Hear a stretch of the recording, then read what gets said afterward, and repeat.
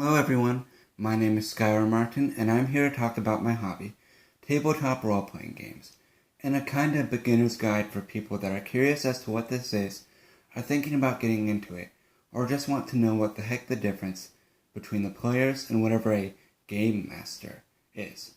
So, let's cover the basics. What is a role-playing game? I should note I'm not talking about video games. A role-playing game is a game in which the people involved take on the personas of one or more characters each, and act out, or role-play, the characters doing various things.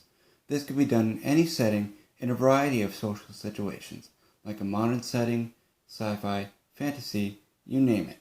It can be done in person, over something like Skype, over the phone, whatever works. That's the basic premise to a role-playing game. A tabletop role-playing game is a role-playing game that takes place on and around a table. How so, you might be asking? Like this. What distinguishes a tabletop role-playing game, or tabletop RPG, is that they typically utilize game mechanics similar to a board game to help drive the role-playing, gameplay aspect, and story. For example, let's take a look at the game that sort of set the standard, Dungeons & Dragons, or D&D. In D&D, like most other tabletop RPGs, the game utilizes a game mat and different varieties of miniature figures to represent the game world. These minis over here represent the player's characters. The drawings on the mat represent different locations or objects within the world. You might notice that the game mat itself is structured like a large grid. The grid is another visual aid. It provides a way for the players to imagine or measure the scope of things in the world. As a friend of mine said not too long ago, the game of D&D, and by extension all tabletop RPGs, is 90% played within your head. Now, how do people use all this stuff to do the actual role-playing? This is where the board game-like part comes in. Say this mini represents one of the player's characters. And say the players are in a pub, and this player wants their character to go to the bar and try and talk to the bartender. To represent their character's actions, the player would move their character, like so, to the appropriate visual cue. What about more complex things? Well, this introduces another mechanic, dice. Dice are how most, in fact all role-playing games that I know of, handle having their players do most things. I say most because not everything a player wants their character to do requires dice. For example, having a basic conversation with another character and simple actions that the character can do without any difficulty, like having a seat at a bar, do not require dice. Dice comes in when there is a chance of failure, when the character is attempting something that they might not succeed or only partially succeed at.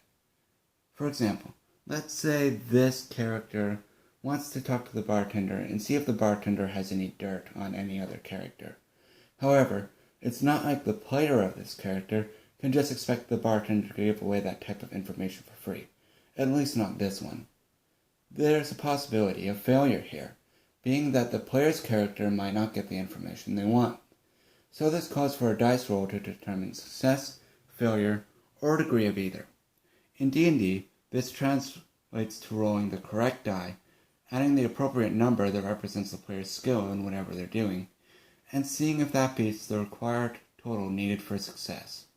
Different role-playing games utilize dice in different ways, some having completely unique dice, like this one, but especially for their game.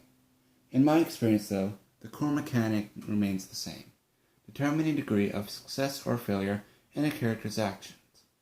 What about the people playing the game? How do they know what they're supposed to do? Well, the first thing you need to know is whether you'll be playing in your tabletop RPG as either a player or the game master. Players are the people who play the main characters of the game. They play the characters that the game revolves around and control everything their character does. Actions, dialogue, combat, etc. Everything about their players is within the player's control and their responsibility. Typically, one player plays one character, with an average of about 4 players to a group. Well, what about everything else in the world? Okay, literally everything else in the world, minus the player's characters, is the responsibility of the game master.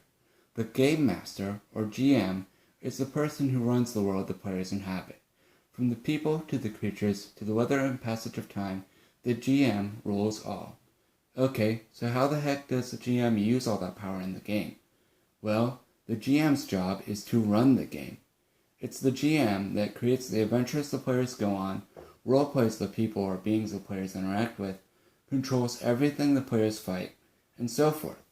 It may sound like too much work to possibly be fun, but trust me, although it certainly is a fair amount of work, it's good to be the GM.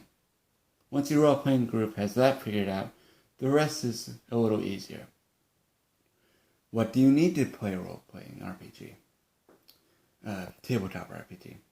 This is kind of a complex question, as each tabletop RPG is different in its own way, so I'm going to kind of simplify.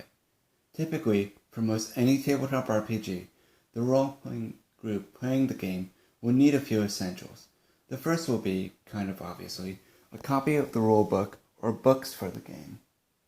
This is the first thing I recommend getting before anything else, as the people that made the game will most likely include a list of what they recommend you to get for the game in the book. Also, it's completely okay to skim a rulebook of a game that seems interesting, to check it out a bit before you decide getting into the game. Should you decide to get into the game, your group will need a copy of the rulebooks though. You can find them at hobby shops, some bookstores, even some available for free download online, although that method requires caution. Prices vary depending on the game, usually about $20 to $60 per book. The second thing your group will want is a game mat.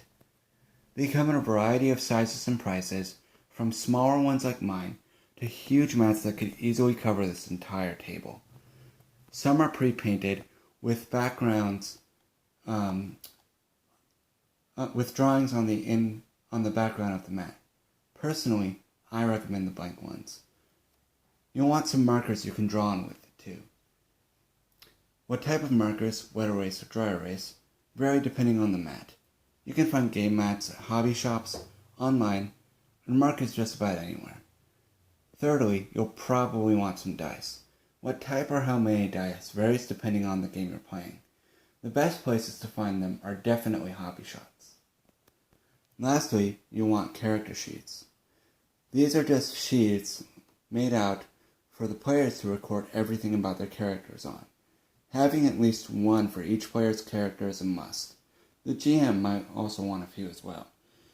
You can find them at the back of your